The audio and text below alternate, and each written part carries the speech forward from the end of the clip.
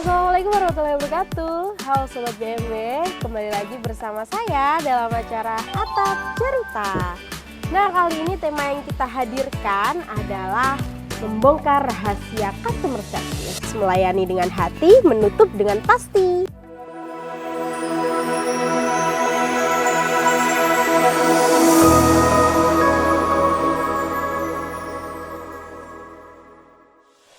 Nah, kali ini adalah narasumbernya mungkin bagi teman-teman atau Sobat BMW itu nggak asing lagi di sosial media kita. Siapa lagi kalau bukan CS Floren dan CS Mareta.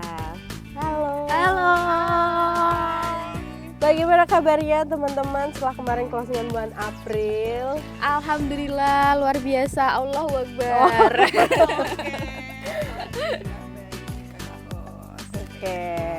Nah, kita akan berbincang-bincang seputar profesi teman-teman ya, yaitu sebagai customer service. Nah, aku mau nanya ke Mareta dulu nih. Oke. Biasanya CS itu pasti nggak jauh dari pemikiran orang-orang ketika kita tanya. Ada orang tanya terus stoknya masih ada gitu kan. Intinya dia itu sebagai garda terdepannya di perumahan BMW. Nah, kamu melihat peran CS sebagai garda terdepan di perumahan BMW seperti apa? Oke. Sebelumnya perkenalkan aku CS Mareta, salah satu CS di perumahan BMW. Untuk pertanyaannya tadi kan gimana caranya menjadi garda terdepan? Yang pertama itu karena kita customer service ya, jadi pasti untuk kecepatan membalas. Jadi gimana caranya kita harus cepat responnya, terus apa yang dibutuhkan dari customer itu kita harus bisa memenuhi dengan cepat dan tepat gitu. Kalau dari aku gitu. Oke.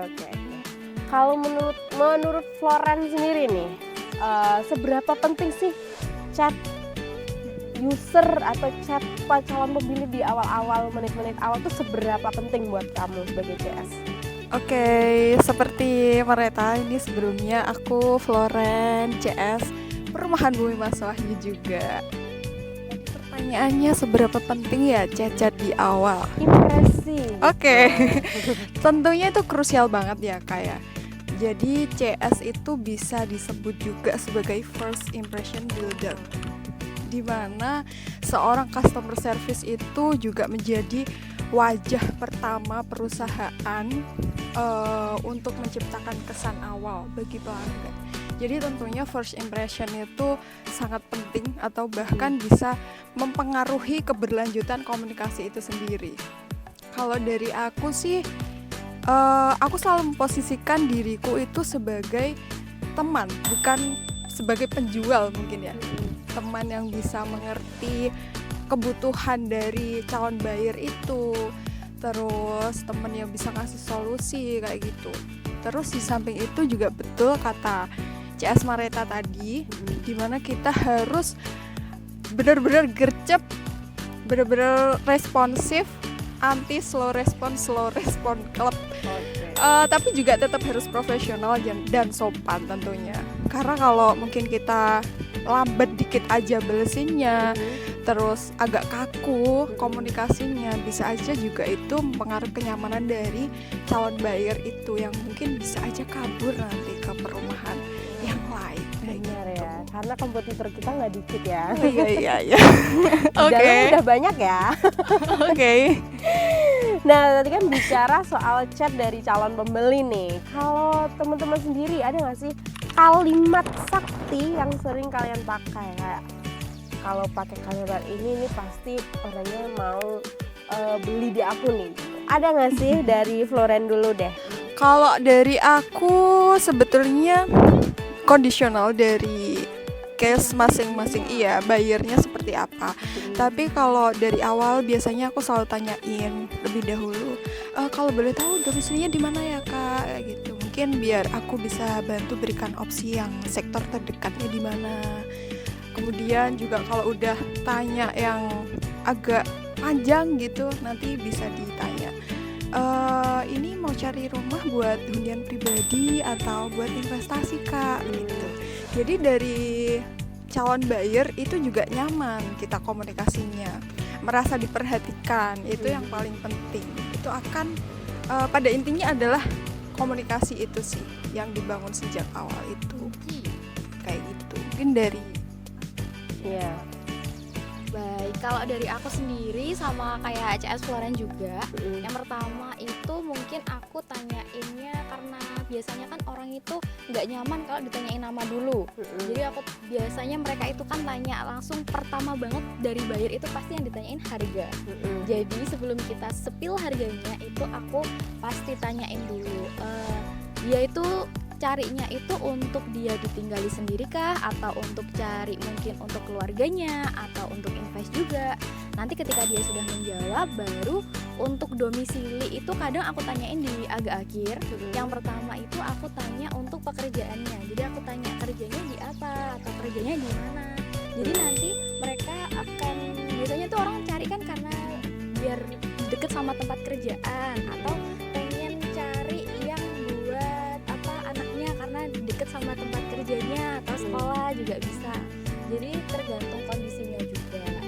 Terus untuk kalimat pendukungnya biasanya nanti kalau aku itu selalu tak tanyain mau cek lokasi nggak. Soalnya itu kadang itu orang itu di chat sama di langsung itu kan beda ya. Iya, betul. Jadi ketika kita bisa bertemu langsung, jadi kita bisa koordinasi dan komunikasinya itu lebih nyambung dan lebih enak gitu. Jadi lebih aku saranin untuk cek lokasi dan ketemu langsung. Kalau aku gitu. Nah, aku berhubung lagi bahas itu nih, aku juga mau tanya, gimana sih caranya dari chat bisa kamu ajak calon buyer nih buat ke lokasi gitu? Apa teknik atau yang kamu lakukan gitu?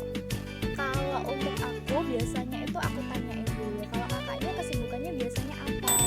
Terus nanti misal dia sibuknya kerja gitu, itu tak tanyain kerjanya biasanya liburnya di hari apa, atau enggak nyamannya kalau misal mau ketemu langsung gimana. Nanti kita bikin jadwal buat ketemu langsung. Terus nanti aku tembak nih ada mau di tanggal segini sama segini nggak, atau biasanya kalau di weekend kalau libur mau di jam segini nggak, nanti bisa ketemu. Terus nanti tanya-tanya langsung gitu kalau dari aku. Banyak nembaknya ya? Iya, ininya? banyak nembaknya. Kayak kecintaan sendiri gitu loh. Tembak gitu ngomongnya. Oke, kalau cek lokasi ya.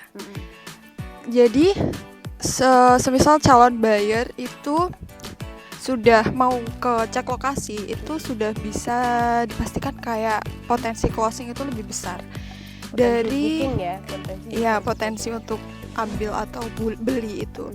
Jadi sebelumnya itu pasti kita bisa lihat dari gaya bicaranya, kayak cara merespon calon buyer itu sendiri ke kita seperti apa. Kalau dirasa dalam obrolan itu sudah mengalir, sudah nyaman, biasanya oh ya kak aku kerjaan di sini, aku mau cari rumah buat ini kayak gitu. Udah nyaman, baru kita sebagai CS itu tinggal mendorong aja buat cek lokasi sama seperti CS Mareta tadi. Jadi kalau udah cek lokasi itu pasti memudahkan kita banget karena kan udah face to face. Jadi ngobrolnya lebih enak, kita menjelaskan secara detailnya lebih gamblang, lebih enak, pokoknya lebih mudah.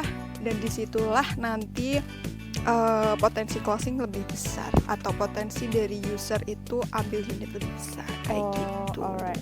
Nah ini kan dari Floren menyebutkan ketika calon pembeli ini cek lokasi, potensi untuk dia beli di kita tuh lebih besar kan. Nah kalau dari Floren nih, ada nggak sih yang kamu notice gitu tiap orang ketika mau beli, fix mau booking, itu apa sih indikatornya? Kalau dari Floren apa? Ada nggak?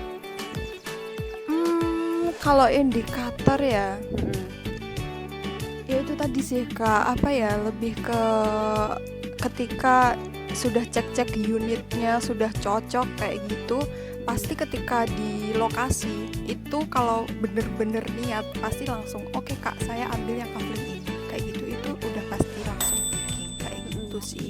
Sudah langsung nentuin kafling kayak gitu. Kalau Mareta ada indikator yang lain? Kalau notice apa nih ini kayaknya pasti closing. Kalau indikator biasanya orang itu biasanya kan gini ya, orang itu tanya itu antara ada yang benar-benar pengen cari atau dia masih pengen membandingkan.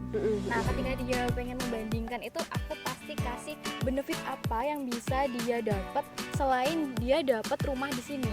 Jadi benefitnya itu kayak misal dia masih aku pengen booking tapi kayak lokasinya kayak ragu-ragu gitu loh. Jadi kalau indikatornya aku yakinin dia kalau kamu ambil di sini untuk jangka panjang itu sangat worth it loh kalau di sini gitu sih kalau di aku. Soalnya kadang itu ada orang itu yang spontan, ada orang yang bener-bener langsung terarah banget gitu loh. Jadi untuk indikator tiap orang itu beda-beda, tapi pastinya aku selalu mengunggulkan benefit apa yang dia dapat. Oh, alright. Nah, terus kita cerita tentang pengalaman. Pasti kan dari CS tuh nggak selamanya menyenangkan ya. Ada pengalaman kena ghosting nggak? Atau love bombing ya? Jadi di awal tuh kayak manis, tapi ternyata dia pergi meninggalkan kita, nggak ada kabar. Ada nggak pengalaman kayak gitu? Banyak ya. Kalau untuk pengalaman banyak ya. Oke. Kalau ghosting itu hampir makanan sehari-hari ya Kak Host. Tapi tentunya dari customer service sendiri juga nggak yang langsung menyerah gitu aja, nggak yang langsung putus asa, karena kita pasti akan follow up dari calon buyer itu sendiri, entah itu 3 hari kemudian kita follow up, 5 hari kemudian kita follow up dengan kita menawarkan kayak diskon-diskon, promo-promo, update kafling yang tersedia yang mana aja, kemudian progres pembangunannya seperti apa, kayak gitu kita tawarkan. Jadi ya seperti itu. Kalau ditanya ghosting lumayan sering kayak gitu. Nah, kalau Mareta sendiri nih, ada tips buat temen CS lain nggak biar nggak gampang panas kalau dapet chat yang nggak enak, jadi nggak gampang tersulut gitu. Kalau misalkan ada chat yang kayak kok ini maksudnya kayak sensi deh gitu, ada nggak tipsnya biar nggak gampang tersulut emosi gitu? Kebetulan karena aku juga gampang tersulut ya. Jadi untuk tipsnya itu kalau aku sebisa mungkin tetap kita walaupun di chat, untuk bahasa chat itu kan orang itu selalu kadang bacanya pakai nada ya kalau kita. Iya betul. Jadi untuk chat itu kalau misal orangnya kok gini ya, itu kalau aku pribadi itu aku selalu menenangkan diriku sendiri dulu. Terus aku selalu mencoba membaca chat itu dengan nada happy. Jadi misal orangnya marah-marah pun kayak kok gini mbak gitu. Jadi aku tuh kayak membrainwash diriku untuk orang ini tuh bertanya dengan nada happy. Jadi ketika aku membalas pun aku tetap ramah. Kita pastinya harus ramah ya, karena kita customer service. Kesan pertama itu sangat penting, betul seperti katanya CS Loren, kita itu look dari perusahaan.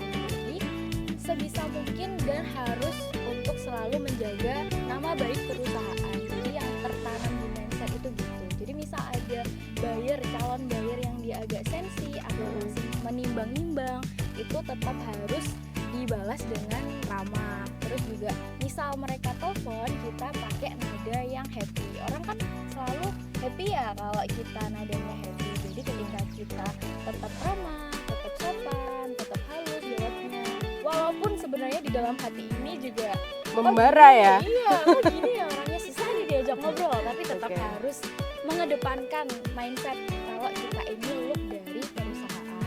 Kalau di aku gitu. Oke, itu tadi adalah pengalaman-pengalaman dari CS kita, garda terdepan dari perumahan BMW. Nah, aku mau yang terakhir mungkin ya, singkat aja, apa sih menurut kalian nih makna dari melayani dengan hati buat Mareta sama Floren? Oke, ini bisa Floren dulu. Melayani dengan hati itu maknanya buat kalian tuh apa? Jadi CS melayani dengan hati. Kalau aku sih lebih ke membangun hubungan ya mungkin. Tapi kalau bicara slogan, mungkin customer service melayani dengan hati. Sebetulnya itu bukan cuma slogan, tapi lebih ke cara kerja, lebih ke sikap kita dalam melayani pelanggan itu seperti apa. Yang maknanya pasti luas ya, Mm-mm. luas banget. Mulai dari kita melayani dengan tulus, bukan karena pekerjaan kayak gitu. Terus lagi mendengarkan, gimana kita mendengarkan dengan empati, memenuhi kebutuhan, maksudnya kebutuhan dari calon buyer itu sendiri. Terus bagaimana kita memahami keluhan-keluhan dari pelanggan itu. Terus mungkin apalagi ya,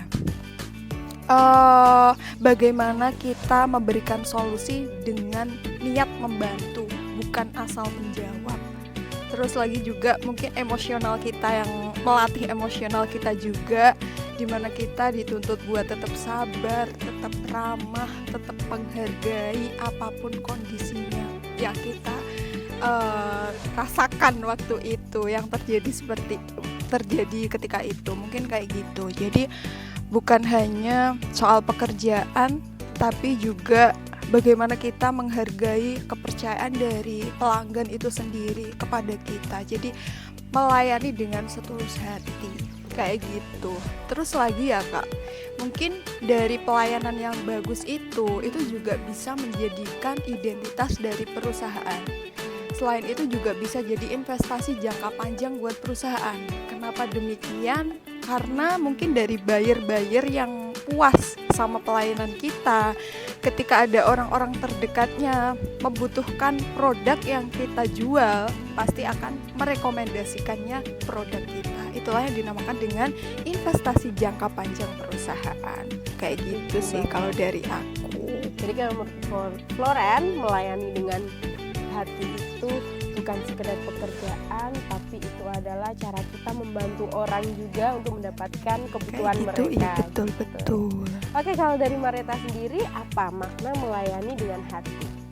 Kurang lebihnya sama juga kayak CS Floren. Untuk melayani sepenuh hati itu selain kita hanya menjual, bukan hanya menjual, selain kita menjual, tapi kita juga memberikan rasa aman, rasa percaya, trust dari calon buyer itu harus terjaga, harus dibangun dulu.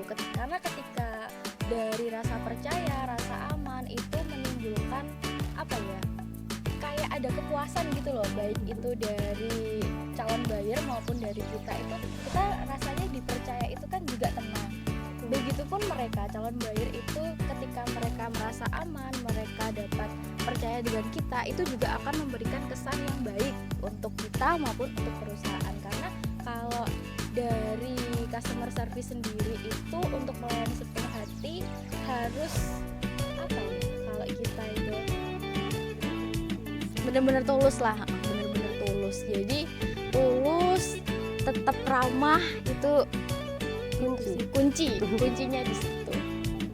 Betul, apapun kondisinya kita harus tetap ngertiin calon buyer. Jadi kalau dari Mareta sendiri, melayani dengan hati itu adalah profesionalitas, tapi juga kita harus bersikap tulus karena itu akan menjanjikan ya untuk investasi jangka panjang. Betul banget. Luar biasa sekali ya hari ini tema kita, yaitu adalah membongkar rahasia CS melayani dengan hati, menutup dengan pasti. Semoga kisah-kisah dari CS Floren dan CS Mareta ini bisa jadi inspirasi buat teman-teman yang mungkin seprofesi ya, atau mungkin ingin sedang mencari kerja sebagai CS gitu, kayak punya cita-cita sebagai CS gitu. Jadi apapun yang dilakukan CS itu semuanya insya Allah bermanfaat ya. Baik, sekian Sobat BMW Atap Cerita hari ini. Semoga bermanfaat dan sampai jumpa di Atap Cerita selanjutnya. Wassalamualaikum warahmatullahi wabarakatuh.